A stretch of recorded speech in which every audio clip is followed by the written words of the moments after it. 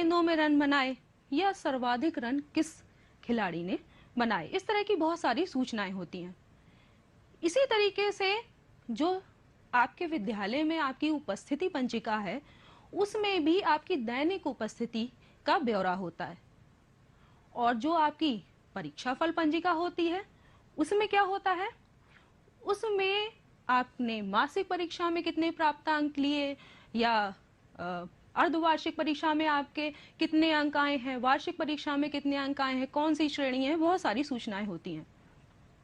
तो इन तीनों ही उदाहरण में आपने देखा कि हम सूचनाएं प्राप्त करने के लिए संख्याओं का संग्रह करते हैं और इन संख्याओं के संग्रह को हम कहते हैं आंकड़े। तो बच्चों, आज हम सांख्यिकी पाठ के अंतर्गत सांख्यिकी क्या है, आंकड़ों का संग्रह करना क्यों आवश्यक है, ये सभी चीजें सीखेंगे। तो चलो बच्चों, हम सीखते हैं। आंकड़े क्या होते हैं?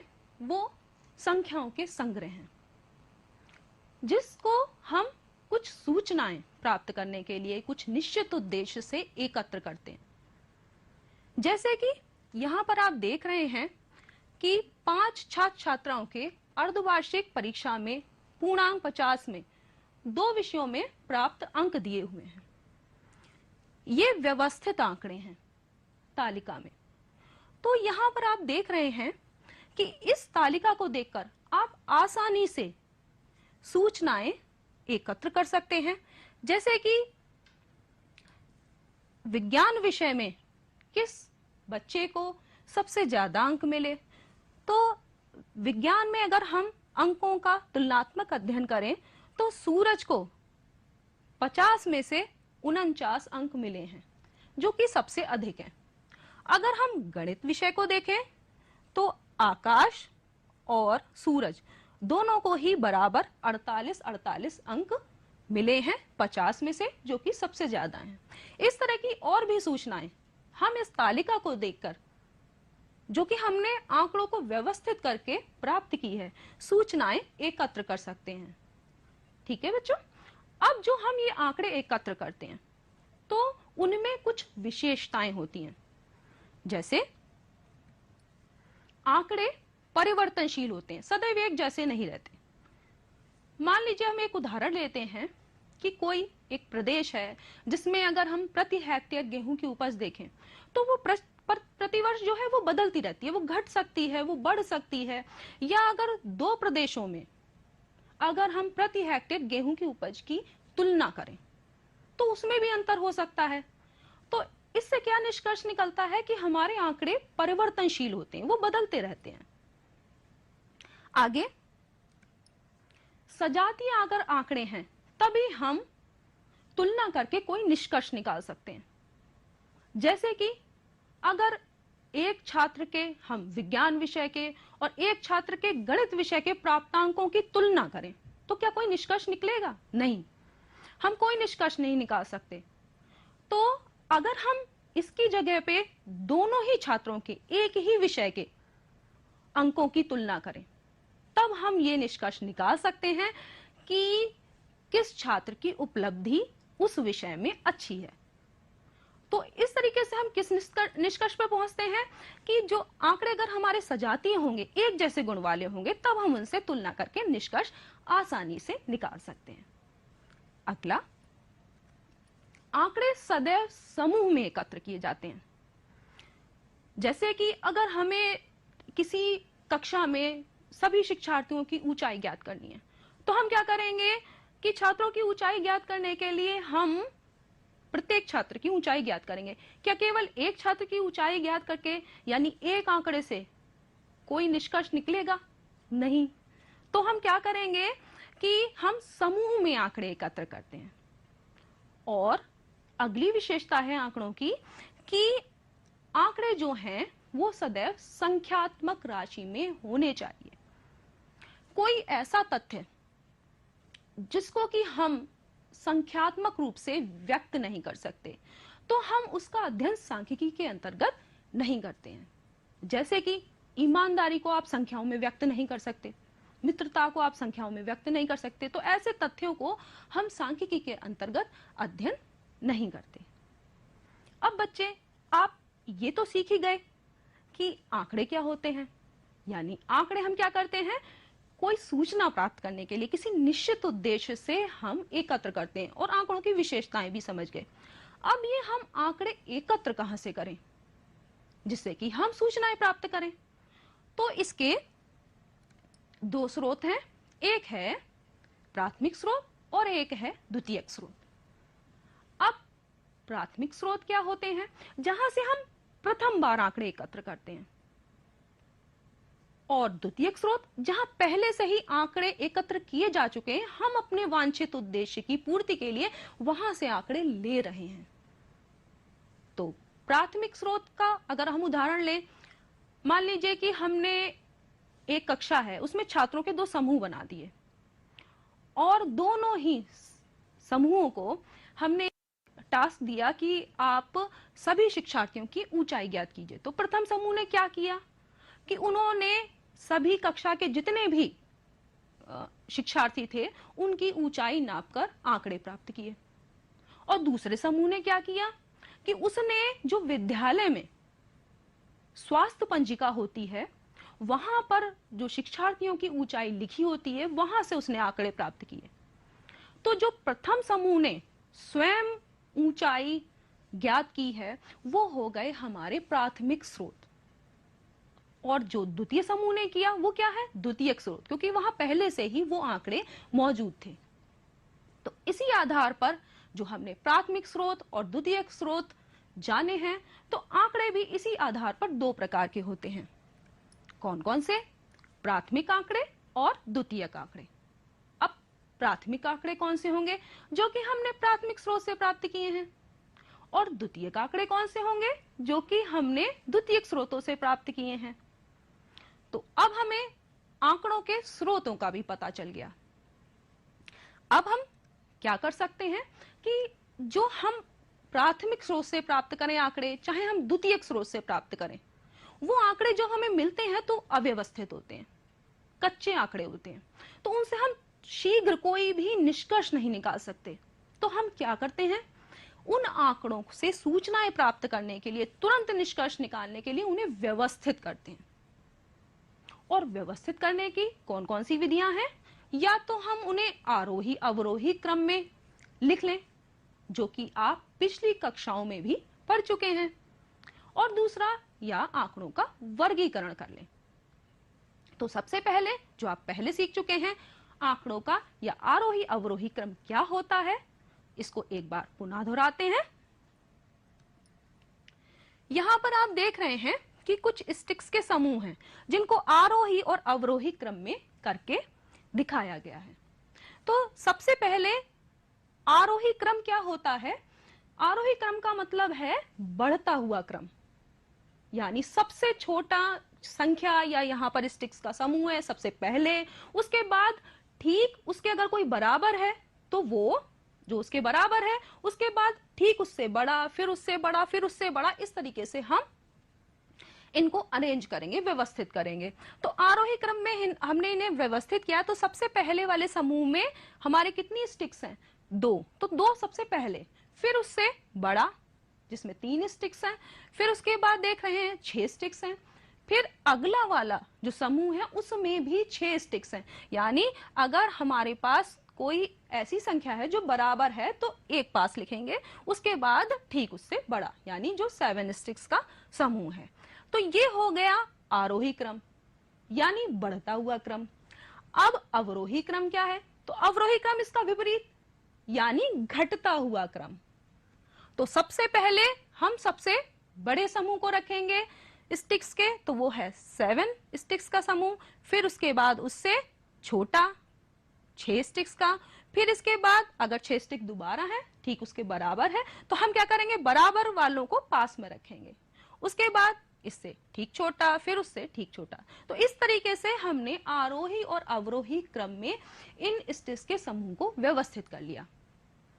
आरोही का मतलब, आरोही क्रम क्या है? बढ़ता हुआ क्रम, और अवरोही का मतलब घटता हुआ क्रम। ठीक है, अब इसको एक और उदाहरण से हम अच्छे से समझ सकते हैं कि एक परीक्षा में 8 छात्रों को 10 में से कुछ अंक मिले हैं जो कि यहाँ पर दिए हुए हैं। अब इन आंकड़ों को आरोही और अवरोही क्रम में व्यवस्थित करना है। तो बच्चों सबसे पहले ये जानो कि हम ऐसा क्यों कर रहे हैं, क्योंकि ये जो आंकड़े ऊपर आपको प्रश्न में दिखाई दे रहे हैं ये अव्यवस्थित हैं। इनसे सीधे हम कोई निष्कर्ष नहीं निकाल सकते। अगर हम इन्हें आरोही या अवरोही किसी भी क्रम में व्यवस्थित कर लें तब हम तुरंत देख के निष्कर्ष निकाल सकते हैं कि जो हमें सूचनाएं चाहिए वो हमें तुरंत मिल जाएंगी। तो ऐसा हमने इसलिए किया है। अब आरोही क्रम में व्यवस्थित करेंगे तो मैंने बताया था अभी आपको कि बढ़ता हुआ क्रम। तो सबसे छोटा जो प्राप्तांक बच्चों को मिला है वो कितना है, 5। तो सबसे पहले हम इसमें से देख के 5 प्राप्तांक को पहले लिखेंगे, उसके बाद उससे बड़ा 6 जो कि हमने यहां से लिया है, उसके बाद 7 इससे बड़ा, फिर उससे बड़ा 8 और 8 2 बार है तो हम 8 और 8 पास पास लिखेंगे, फिर उससे बड़ा 9 और उससे बड़ा 10। तो इस तरीके से हमने आरोही क्रम में व्यवस्थित कर लिया। अब अवरोही क्रम, अवरोही में क्या करेंगे, सबसे पहले सबसे बड़ा, फिर उससे छोटा, फिर उससे छोटा, इस तरीके से। अगर कोई संख्याएं बराबर हैं तो उन्हें पास पास लिखेंगे। तो इस तरीके से आरोही अवरोही क्रम में हमने 8 छात्रों के 10 में से जो प्राप्तांक मिले हैं उनको व्यवस्थित किया है। अब देखा कि व्यवस्थित करने पर ये जो अव्यवस्थित आंकड़े हैं और ये व्यवस्थित आंकड़ों में कितना फर्क है। व्यवस्थित आंकड़ों से आप ये तुरंत बता सकते हैं कि 2 छात्र ऐसे हैं जिनको 10 में से 10 प्राप्तांक मिले हैं, 10 में से 10 मिले हैं, और सबसे कम प्राप्तांक कौन सा है जो कि मिला है किसी बच्चे को, वो है 5। और 2 छात्र ऐसे हैं जिनको 10 में से 8 मिले। तो कितना आसानी से अगर हमने आंकड़ों को व्यवस्थित कर लिया तो हम सूचनाएं प्राप्त कर सकते हैं। चलो बच्चों आगे देखते हैं।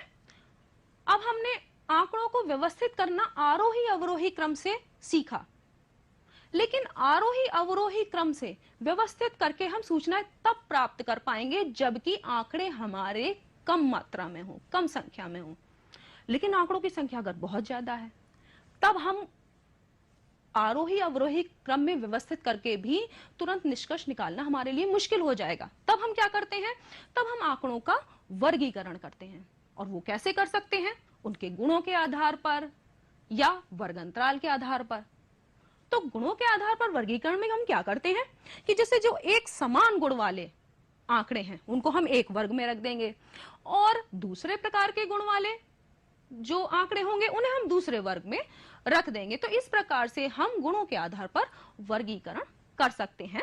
जैसा कि एक उदाहरण द्वारा हम देख सकते हैं कि प्रदेशों को एक अलग वर्ग में रखा गया है, उसमें ग्रामीण कितने हैं यानी ग्रामीण जनसंख्या कितनी है, शहरी कितनी है, यो कितना है, तो हमने अलग अलग उन्हें वर्गों में रख दिया उनके गुणों के आधार पर। तो हम गुणात्मक आधार पर जब वर्गीकरण करते हैं तो क्या करते हैं कि समानता या असमानता के आधार पर आंकड़ों को विभिन्न वर्गों में हम बांट देते हैं। तो ये तब करते हैं जबकि आंकड़ों की संख्या ज्यादा होती है, और अगर कम आंकड़े हैं तो हम आरोही अवरोही क्रम में व्यवस्थित करके भी उसे निकाल सकते हैं।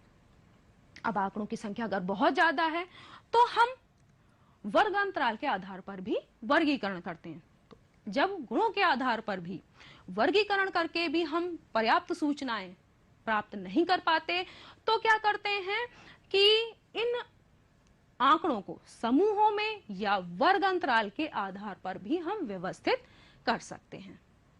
बच्चों सारणी कैसे बनती है, कैसे हम इन्हें वर्गीकृत करते हैं, आइए अब हम ये सीखते हैं एक उदाहरण के द्वारा।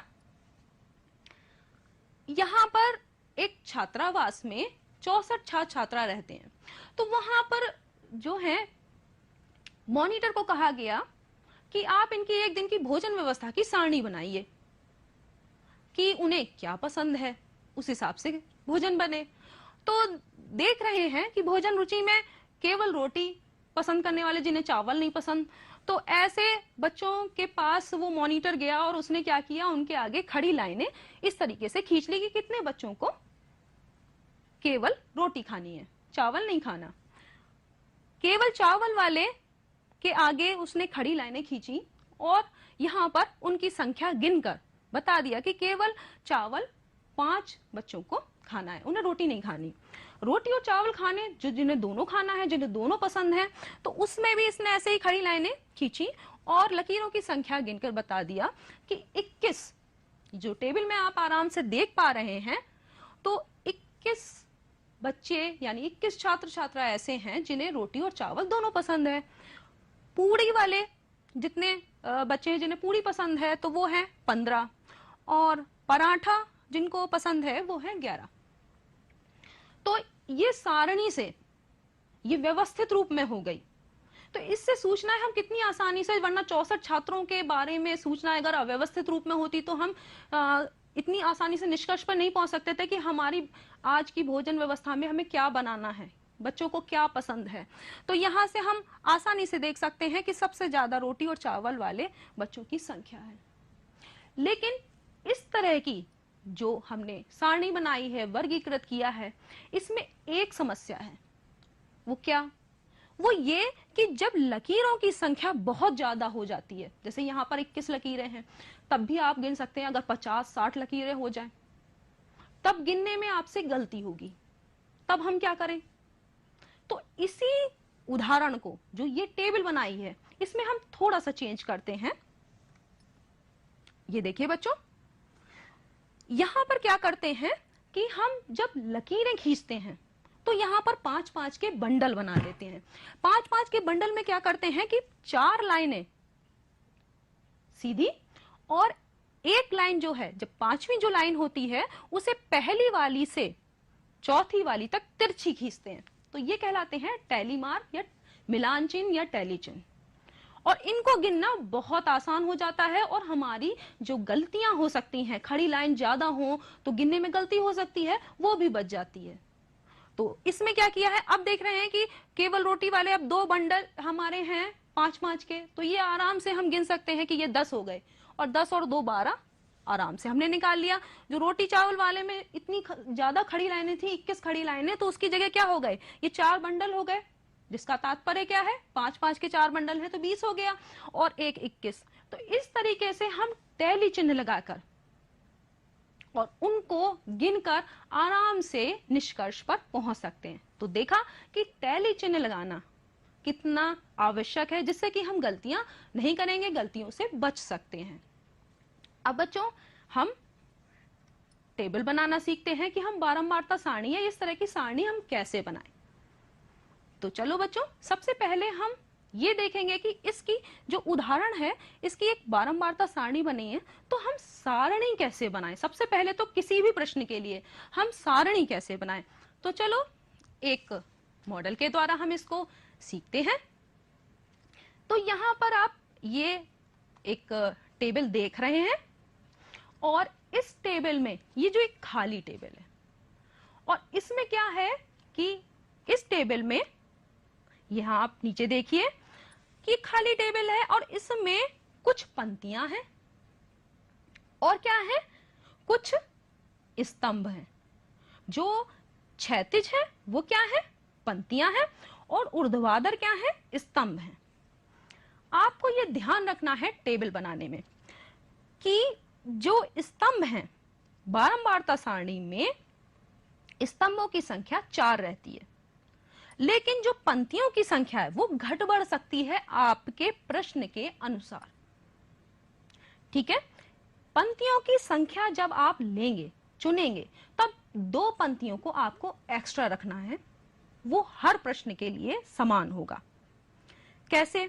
क्योंकि पहली पंक्ति में क्रम संख्या, प्राप्तांक, टैली चिन्ह और ये बारंबारता जो लिखा हुआ है ये होगा पहली पंक्ति में, और जो आपकी लास्ट पंक्ति है उसमें बारंबारता का हम योग करते हैं। तो आपको ये टेबल, खाली टेबल जो है वो हर बारंबारता सारणी, जब भी आप सारणी बनाएंगे तो आपको ये यूज करनी है। और इसमें क्या है कि जो ये पंक्तियों की संख्या है आप प्रश्न के अनुसार घटा बढ़ा सकते हैं, लेकिन स्तंभ जो है, ये पहला स्तंभ जो कि क्रम संख्या का है, दूसरा प्राप्तांक। प्राप्तांक हमने यहाँ पे क्यों लिया है, यहाँ पे कुछ और भी हो सकता है, क्योंकि हमारा जो ये प्रश्न है जिसमें लिखा है कि 20 बच्चों के प्राप्तांक, तो आंकड़ों का जो विषय है वो है प्राप्तांक, तो हमने ये लिख लिया। तीसरे स्तंभ में हम प्राप्तांक कितनी बार रिपीट हुआ है, यानी पुनरावृत्ति उसकी कितनी बार हुई है, वो हम टैली चिन्ह यहां पर लगाएंगे और उसके बाद टैली चिन्हों को गिनकर बारंबारता वाले स्तंभ में लिखेंगे। बारंबारता का मतलब क्या होता है कि आंकड़ों में कोई भी संख्या विशेष कितनी बार दोहराई गई है, रिपीट हुई है, पुनरावृत्ति उसकी कितनी बार हुई है। तो आप समझ गए कि स्तंभ हमें कितने लेने हैं, 4 स्तंभ लेने हैं। लेकिन जो ये पंक्तियां हैं क्षैतिज, वो हम अपने प्रश्न के अनुसार घटा बढ़ा सकते हैं और 2 पंक्तियां आपको एक्स्ट्रा लेनी है जितने आपके आंकड़े हैं। पहली वाली पंक्ति ये लिखने के लिए और जो लास्ट वाली है वो बारंबारता के योग के लिए।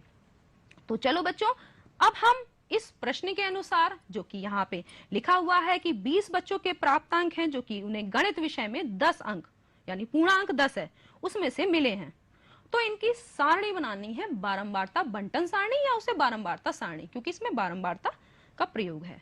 अब देखते हैं कैसे क्रम संख्या लिखेंगे। तो क्रम संख्या में क्या करेंगे, हम देख पा रहे हैं हम क्या लिखेंगे, क्रम 1 है, 2 है, 3, फिर 4 और 5।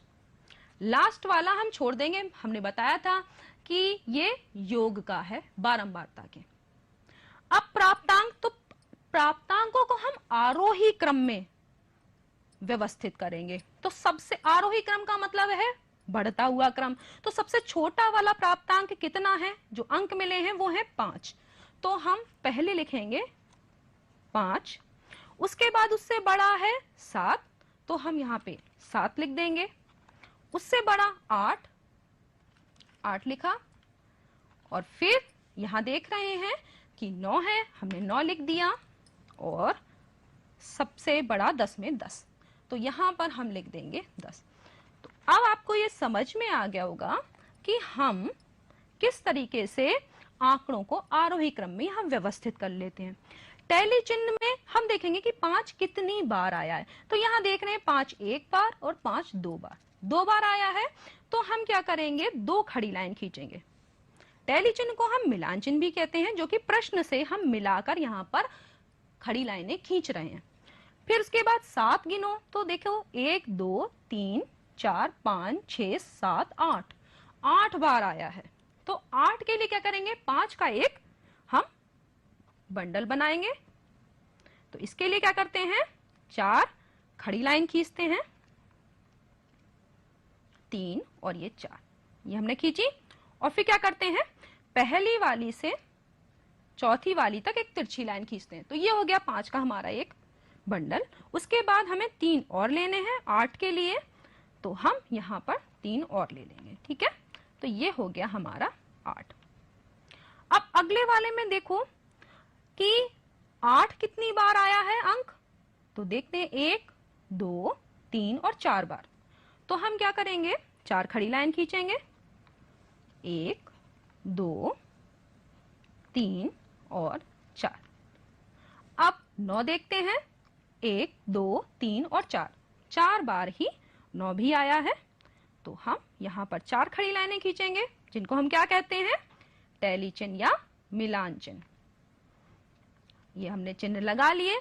अब 10 देखते हैं, 10 एक बार यहाँ आया है और 10 2 बार आया, एक ये और एक ये। तो हम यहाँ पे क्या करते हैं, 2 चिन्ह हमने लगा दिए, 2 खड़ी लाइन खींच दी। अब क्या है, बारंबारता में देखिए, इन्हीं टैली चिन्ह को गिनकर हम यहाँ पर बारंबारता लिख देंगे। यानी 5 अंक जो है वो 2 बार आया है, 2 बार उसकी पुनरावृत्ति हुई है। 7 कितनी बार आया है, 8 बार। 8 अंक कितने बच्चों को मिला है, 4 बच्चों को, यानी उसकी 4 बार पुनरावृत्ति हो रही है। 9 अंक जो है वो भी 4 बच्चों को मिला है, और 10 अंक जो है वो दो बच्चों को मिला है। अब हम इन बारंबारता का योग कर दें, तो बारंबारता का योग करो तो देखो 8 और 2 10 हो गया, और ये 14 और ये 18 और 2 20। तो हमारा बारंबारता का योग कितना आया? हमारा बारंबारता का योग आ गया 20। और देख रहे हो कि हमने 20 बच्चों के ही प्राप्तांक लिए थे, इसका मतलब हमसे कोई गलती नहीं हुई है और हमारा ये मैच कर रहा है। अब आप जो ये अव्यवस्थित आंकड़े हैं इनको देखिए और ये व्यवस्थित आंकड़ों को देखिए। टेबल बनाने में आप ये फर्क देख रहे हैं कि हम आसानी से ये बता सकते हैं कि 10 में 10 प्राप्तांक 2 बच्चों को मिले हैं। सबसे ज्यादा 7 प्राप्तांक रिपीट हुआ है, जो कि 8 बार है। तो इस तरीके से हम आसानी से ये बता सकते हैं, व्यवस्थित अगर हम आंकड़ों को कर लें, जो कि यहाँ पे दिख रहा है, तो हम निष्कर्ष तुरंत निकाल सकते हैं। बच्चों, अपने ज्ञान को परखने के लिए हम इसको आरोही और अवरोही क्रम को एक बार फिर से देख लेते हैं। तो यहाँ पर है आरोही क्रम यानी बढ़ता हुआ क्रम। तो हम क्या करेंगे, हम पहले सबसे छोटी संख्या लिखेंगे 1, फिर क्या लिखेंगे 6, फिर इससे बड़ी क्या है 9, फिर 11, फिर 13, फिर 20 और फिर 27। ठीक है, तो हमने इन जो 7 हमारे आंकड़े दिए थे, हमने इनको क्या किया, आरोही क्रम में व्यवस्थित कर लिया। अवरोही क्रम का मतलब इसका विपरीत। तो सबसे बड़ी संख्या हम पहले लिखेंगे 75, फिर 40, फिर 35, फिर 23, 16 और फिर लास्ट में 7। तो ये हमारे जो 6 आंकड़े थे, हमने इसे अवरोही क्रम में भी व्यवस्थित कर लिया। तो बच्चों, चलिए हम अपने पाठ को दोहरा लेते हैं कि हमने क्या सीखा। तो आंकड़े संख्याओं के वे संग्रह हैं जो कि किसी निश्चित उद्देश्य की पूर्ति के लिए सूचनाएं प्राप्त करने के लिए हम एकत्र करते हैं। आंकड़े परिवर्तनशील होते हैं और सजातीय आंकड़ों से ही हम कोई निष्कर्ष निकाल सकते हैं। उनका संख्यात्मक राशि में होना आवश्यक है और उन्हें समूह में ही एकत्र किया जाता है। आंकड़ों का संग्रह हम प्राथमिक और द्वितीयक स्रोत दोनों से कर सकते हैं और उनको व्यवस्थित करने की 2 विधियां हैं। आरोही अवरोही क्रम में व्यवस्थित करके, अगर आंकड़ों की संख्या ज्यादा है और कम है, और अगर ज्यादा आंकड़े हैं हमारे पास तो क्या करेंगे, उनको वर्गीकृत करके सारणी बना लेंगे, जैसे बारंबारता सारणी हमने बनाई थी। तो आंकड़ों की संख्या अगर कम है, आरोही अवरोही क्रम में व्यवस्थित करेंगे, ज्यादा है तो सारणी बनाएंगे। और बारंबारता का तात्पर्य है कि आंकड़ों में कोई संख्या विशेष हम कितनी बार दोहरा रहे हैं। गृह कार्य देखते हैं। एक प्रोजेक्ट कार्य है कि आप पर्यावरण को ध्यान में रखते हुए पेड़ पौधे तो लगाते हैं, तो आप अपने घर में पेड़ पौधों की संख्या को टैली मार्क लगा के नोट कीजिए, और अपने मित्रों के घरों में भी 5 मित्र कोई भी ले लीजिए और उनके घरों में भी जो पेड़ पौधे हैं उनकी संख्या को टैली मार्क लगा के और आपको बारंबारता सारणी बनानी है। दूसरे और तीसरे प्रश्न में आरोही और अवरोही क्रम में आंकड़ों को व्यवस्थित करना है। चौथे वाले में भी टैली मार्क लगा के आपको संख्याओं की बारंबारता सारणी बनानी है। 5वें में बारंबारता सारणी में कितने स्तंभ होते हैं, ये तो आपको पता ही है कि 4 स्तंभ होते हैं। तो आप ये प्रश्न आसानी से कर सकते हो और कोई भी अगर आपको सूचना चाहिए तो आप आंकड़े एकत्र कर सकते हो और उन्हें व्यवस्थित करके सूचनाएं प्राप्त कर सकते हो।